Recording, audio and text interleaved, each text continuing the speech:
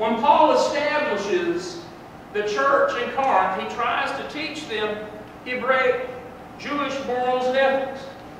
And then he leaves. Paul's in Corinth, I think, for almost a year. That's a long time for Paul. When he leaves, he hears a report from Chloe's people that there are all kinds of things going on in Corinth. There is some mixed messages. There's some of the Christians there that decided they don't like some of the teachings of Paul.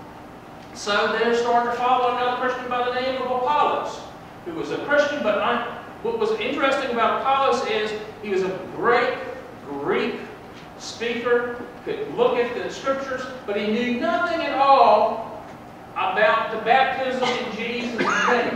The scriptures tell us that he only knows about the baptism of John the Baptist. He knows nothing about baptism of Jesus. Hey, that's an important point the boy missed. But he's a good speaker.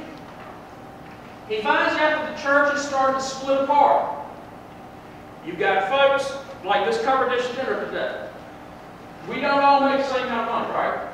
Some of us are on fixed income of us. Some of us are still making fairly good. Well, the church at Corinth, you had the dirt poor people that had to work 7 days a week, 12 hours a day for just enough to be able to survive. That was the bulk of the people of Corinth. But then you also had another group of people who were fairly affluent, what we would call filthy rich. And they were also there. Well, when they would have their church gatherings, what ended up happening, when they had their meal, they would have the meal, and then Lord's Supper was part of the meal, part of the larger meal. What had happened was the rich ones, the affluent ones, would show up, and they would have their covered dish dinner first. They have out a good spread. When the laborers came in from their 7 days a week, from sunrise in the morning to sunset at night they worked, when they showed up to communicate to the church, to be in that fellowship, all the food was gone. And so you had this church in Corinth split up between those that had and those that had not, which runs counter to the message of Jesus about the mixing and the unification of community. That was going on. Corinth is one messed up place.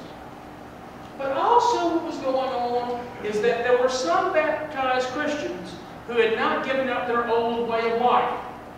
They had changed from their old god of Aphrodite to the new god of Jesus, but they thought that Jesus gave the same thing that Aphrodite did.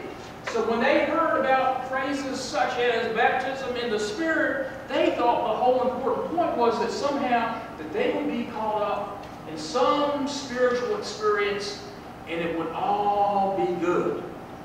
But through that, the idea was that they started to make some distinctions between those that had this and those that not.